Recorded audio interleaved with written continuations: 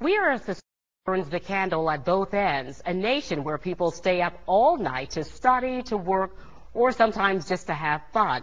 However, going without sleep carries with it both short as well as long-term consequences. So why don't people get enough sleep? Well, some people are stressed. Some may have age-related sleep problems, or they may work odd hours like I do, second or third shifts. The wear and tear on my body after days without sleep served as my personal wake-up call. While watching News 2 several weeks ago, The circumstance of the ceremony plus the glitz and glamour of the parties, you saw can be paid back within a year. and heard this. Yeah, all that equals millions of dollars, and as Tracy Potts tells us, it's right in the middle of the country's worst recession since the 30s. But behind the scenes, You have no idea. money up, don't worry. Oh, whatever.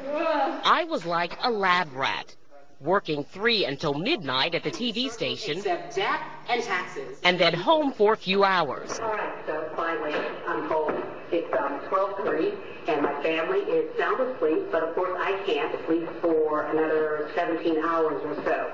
So I'll just check homework, make sure lunch is ready for tomorrow, and I think I'll get a jump on weekend laundry. For 36 hours straight, I had to keep moving, doing housework at home like mopping and ironing, and anchoring the evening newscast so that I can see how my brain functions without sleep. I knew before beginning the sleep latency test that, like many people, I wasn't getting enough sleep. I was averaging about 3 to 4 hours of sleep a night. But was I really sleep deprived? A lot of Americans and people around the world are walking around with an unmet sleep requirement. Dr. Toby Dawson, the machine behind Roper St. Francis's sleep clinic, says millions of people risk failure rather than admit they need sleep. And they cope with feeling sleepy by being physically active, by taking caffeine products, by putting themselves in stimulating environments, and by high motivation. I mean, basically the professional today, such as yourself, is a highly motivated person and wants to get things done. And here's the proof people ignore the signs they need more rest. A Harvard report cites the catastrophic accidents such as the Exxon Valdez oil spill, the nuclear incidents at Chernobyl and 3 Mile Island, and the explosion of the Space Shuttle Challenger. After going a day and a half with no shut-eye, So this is my room.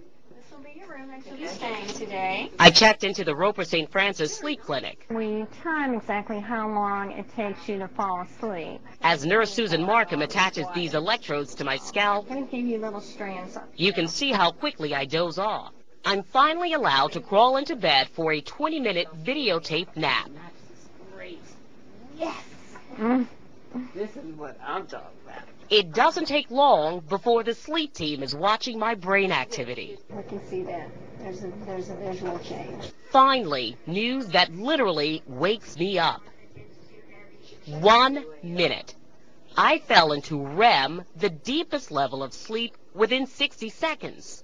During a second test, I was in REM, or rapid eye movement sleep, within 90 seconds. It should have taken 10 to 15 minutes to fall asleep. It's a wake-up and a shake-up. As a healthy adult, I need about 7 to 8 hours of sleep each night. Children need about 8 to 12. The study proved what my body was already telling me, that a lack of sleep not only risks my job, my health, and my judgment, it also jeopardizes the people all around me.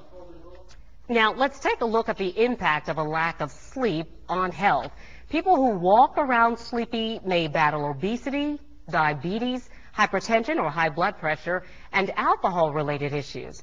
They may also be moody and have respiratory problems because of a compromised immune system.